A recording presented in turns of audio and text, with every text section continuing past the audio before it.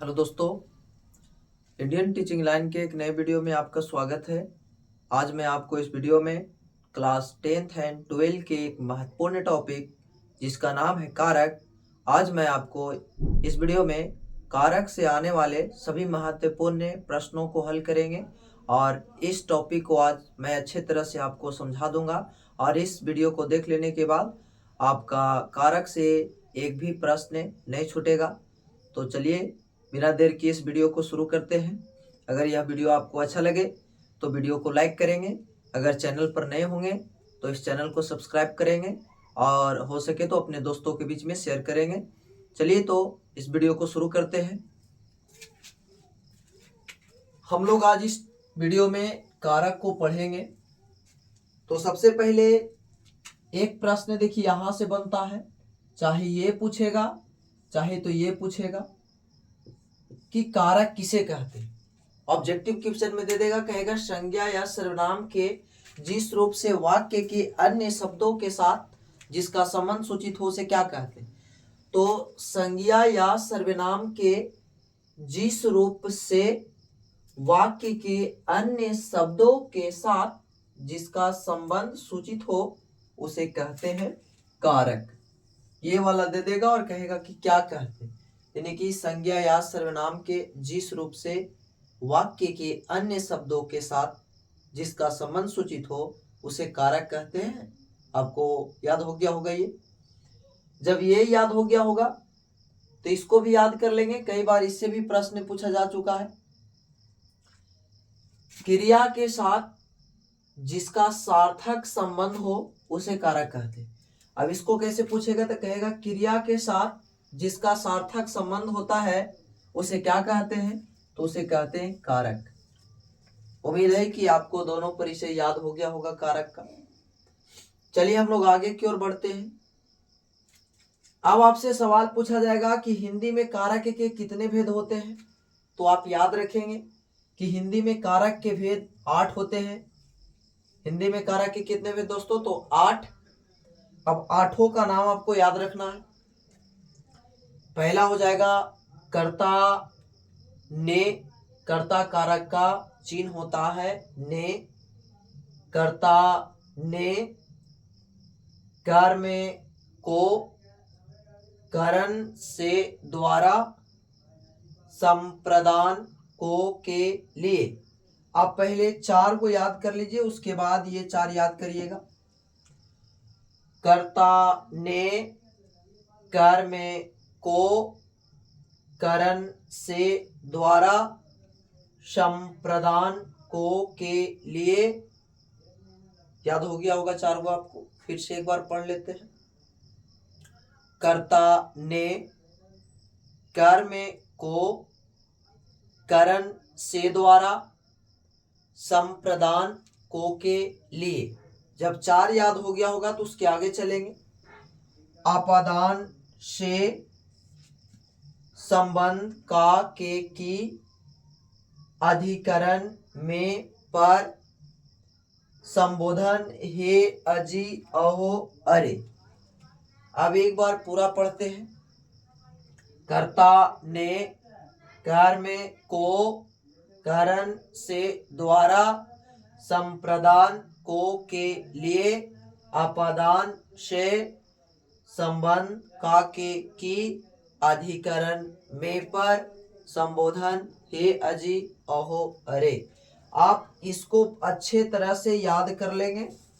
अगर आप इसको याद कर लेते हैं तो इससे आपका 2 नंबर का ऑब्जेक्टिव प्रश्न बनेगा सिर्फ चिन्ह से। कभी पूछ देगा कि ने किस कारक का चिन्ह है, तो ने है कर्ता का चिन्ह, इसलिए आप कह देंगे ने जो है वो कर्ता कारक का चिन्ह है। कभी कहेगा आपको कि से द्वारा किस कारक का चिन्ह है, तो से द्वारा जो है आपका करण कारक का चिन्ह है। कभी कह देगा आपको कि के लिए किस कारक का चिन्ह है, तो के लिए आपका जो है वो संप्रदान कारक का चिन्ह है। कभी कह देगा कि का के की किस कारक का चिन्ह है, तो ये का के की जो है वो संबंध कारक का चिन्ह है। कभी आपको कहेगा कि में किस कारक का चिन्ह है, तब में जो है वो अधिकरण कारक का चिन्ह है। ये तो हो गया चिन्ह से।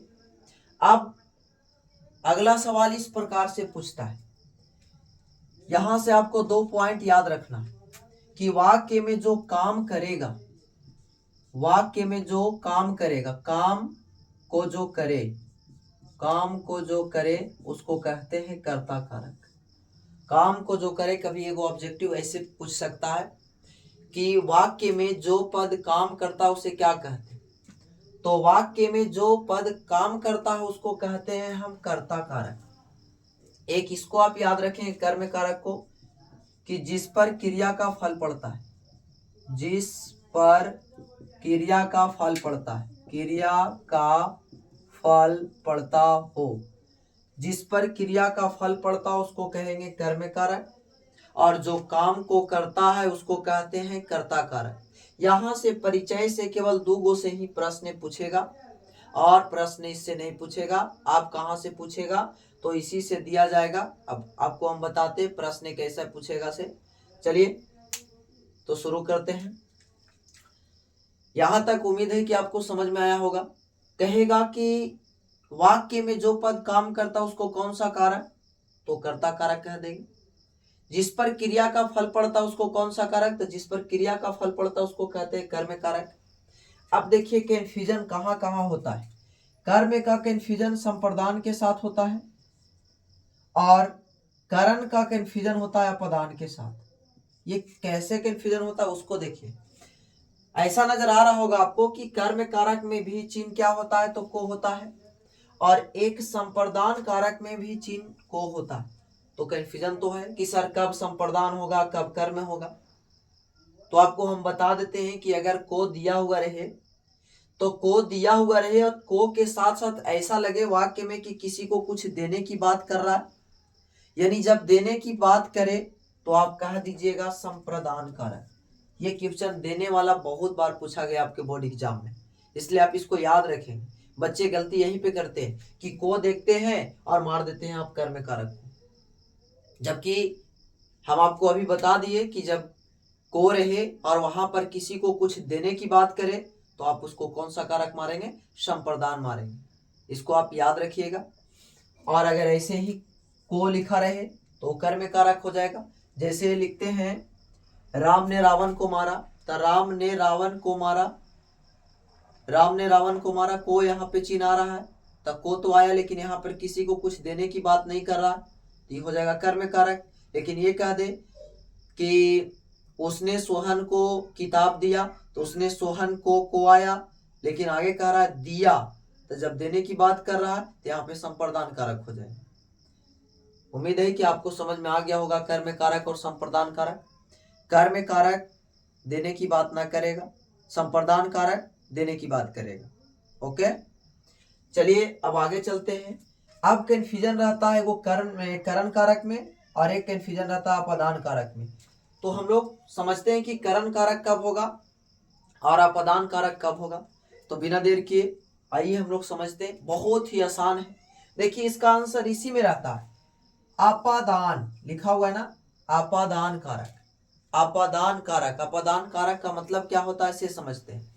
अपादान कारक, ये देखिए इसका आंसर इसी में, आ से अपादान और आ से अलग।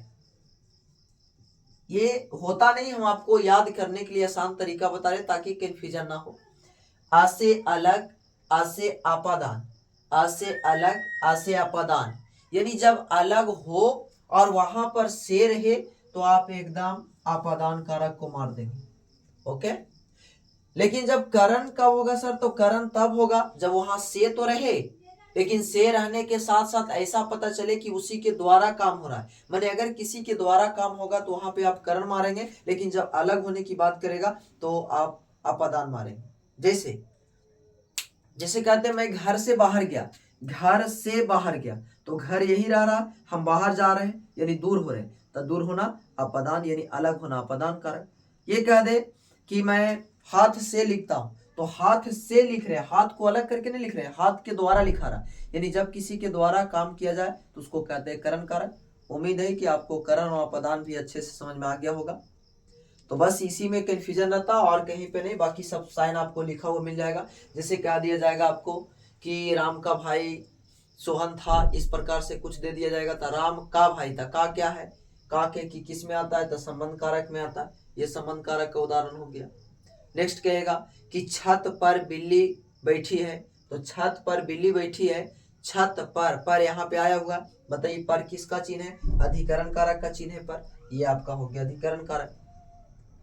इसमें सिर्फ ये वाला देखिएगा विसंवादी बोधक चिन्ह, इस प्रकार से जैसी साइन मिल जाए, चिन्ह मिल जाए, आप आंख मूंद करके मार दीजिएगा संबोधन का। तो उम्मीद है कि आपको कारक से अब किसी प्रकार का कोई प्रॉब्लम नहीं रहेगा। अगर इस बात को समझ गए हैं तो आप बोर्ड एग्जाम के क्वेश्चन जा करके देखिए, एक भी प्रश्न ऐसा नहीं होगा जो आपसे नहीं बनेगा। 100% गारंटी देते हैं कि आपसे सारा क्वेश्चन बन जाएगा। तो आइए हम कुछ बोर्ड एग्जाम का ही प्रश्न छाट कर लिखे हैं, आइए हम लोग इसको समझते हैं कि कौन सा कारक है। पहला लिखा हुआ है पेड़ से पत्ता गिरता है, यानी से है, तो से तो दो कारक का चिन्ह होता है, एक करण का चिन्ह होता है, एक अपादान का। तो देखते हैं कि करण होगा या अपादान होगा। तो करण तब होता है जब किसी के द्वारा काम होता है, अपादान तब होता है जब अलग होने की बात करता है। तो पेड़ से पत्ता गिरा, पेड़ देखिए मान लेते हैं ये पेड़ है और पेड़ से पत्ता गिरा, देखिए गिर रहा है। तो पेड़ से जब पत्ता गिरा तो ये देखिए अलग ना हो गया, जब अलग हो गया तो अलग होना अपादान कारक कहलाता। तो ये आपका हो गया अपादान कारक।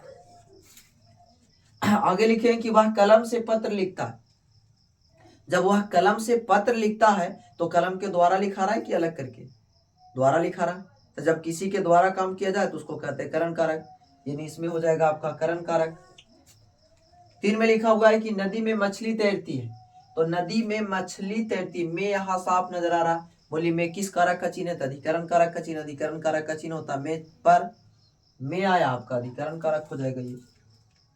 नेक्स्ट है 4 में मोहन का भाई सोहन, बोलिए मोहन का भाई सोहन, इसी पता चल रहा है मोहन का भाई सोहन संबंध बता रहा, नहीं पता चल रहा है साइन देखिए का के की, बोलिए संबंध का के की आता है कि नहीं आता, संबंध कारक हो गया। सब ये सब पूछा हुआ है आपके बोर्ड एग्जाम में, वही सवाल हम लिखे, बोलिए कितना आसान लग रहा है। इसी प्रकार का हम टोटल व्याकरण का टॉपिक आसान बना देंगे, इसलिए अगर आप चैनल पर नए होंगे तो चैनल को जरूर सब्सक्राइब करेंगे। चलिए आगे चलते हैं। लिखा हुआ है कि मैंने श्याम को पैसा दिया, देखिए यहाँ मैंने श्याम को आ रहा है, को कर में भी हो सकता है, संप्रदान में भी हो सकता है। आपको शर्त रखिए कि कब संप्रदान होगा कब कर में होगा। कर में तब होगा जब किसी को कुछ देने की बात नहीं करे, संप्रदान तब होगा जब किसी को कुछ देने की बात करे। तो देखिए मैंने श्याम को पैसा दिया, देखिए देने की बात कर रहा है, तो जब देने की बात कर रहा है वहां पे को आता है तो उसको संप्रदान कारक कहते, यानी संप्रदान कारक हो गया। आगे लिखा हुआ है कि राम ने रावण को मारा, राम ने रावण, यहाँ कर्ता कारक है लेकिन घेरा हुआ है को के पास, यानी को के पास बताना है कि को कौन सा कारक है। तो को कर में हो सकता है, संप्रदान हो सकता है, संप्रदान तब होगा जब देने की बात करें, तो वैसा कुछ तो है नहीं, सिर्फ को है तो कर्ता ने कर में को, कर में कारक हो जाएगा। तो उम्मीद है कि यह वीडियो आपको अच्छा लगा होगा।